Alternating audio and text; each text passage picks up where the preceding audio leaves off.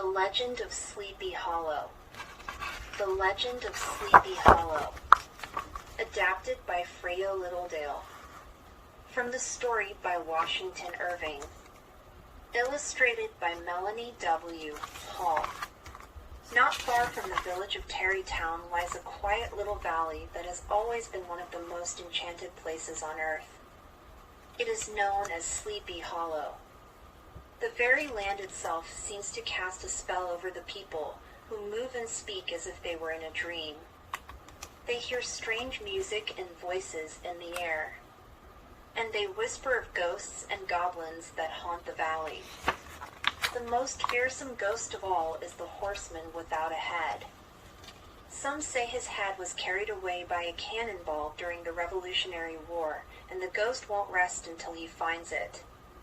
So every night he rides to the battleground in search of his missing head.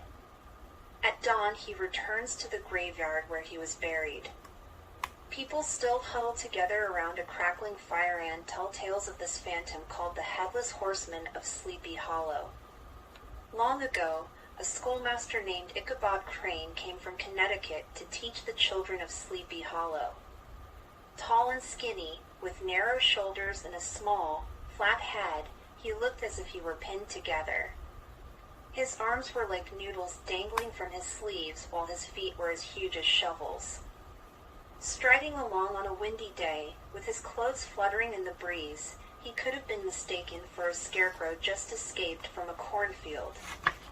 His one-room schoolhouse, built of logs, was in a lonely spot at the foot of a hill. Close by, a brook murmured while his students mumbled their ABCs. Sometimes Ichabod commanded, "Pay attention," and if a lazy pupil failed to do as he was told, Ichabod spanked the offender with a birch switch. "Spare the rod and spoil the child," he always said. Ichabod's pupils were never spoiled. But Ichabod Crane was not an unkind man. Indeed, after school, he often went home with some of his students, especially if their mothers were skilled in the art of cooking. You see, his wages were small, and though he was very skinny, he had the appetite of a bear. So Ichabod spent many afternoons stuffing himself with cakes and puddings and pies which the good mothers happily made for him. Aside from eating, one of Ichabod's greatest pleasures was reading tales of ghosts and witches. On sunny days, he often stretched out on a bed of clover near the brook and read until dusk.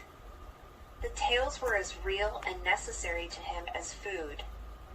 On each page, he found delicious, scary morsels. But when he made his way through the woods back to the farmhouse where he was staying, every sound startled him. Even the trees seemed to reach out their branches to grab him. Sleepy Hollow is bewitched, Ichabod told himself. Still, I will not be afraid.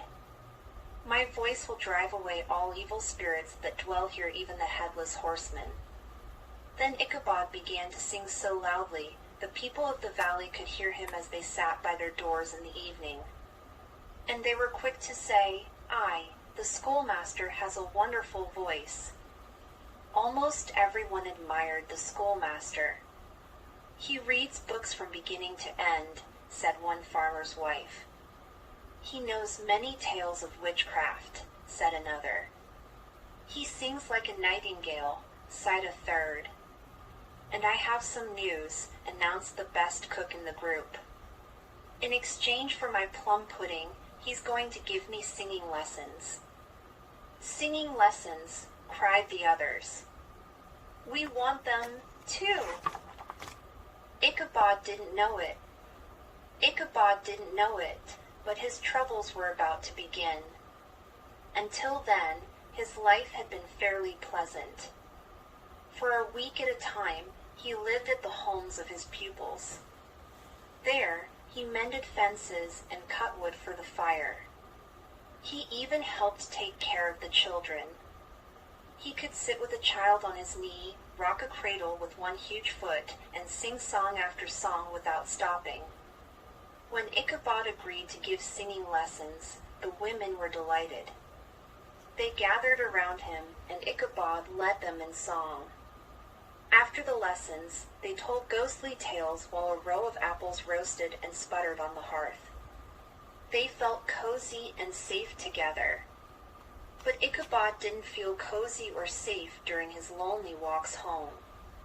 A snow-covered bush could be a ghost. Any sound could be footsteps. The footsteps could belong to a stranger. And the stranger could be the headless horse Mariette. The headless horseman and all other ghosts were terrors of the night that disappeared in daylight. And, in spite of such horrors, Ichabod might have remained a contented man. But then, Katrina Van Tassel joined the singing group. From the moment Ichabod met her, he lost his peace of mind. He was bewitched night and day. Like most people in the valley, Katrina's family was related to the first Dutch settlers.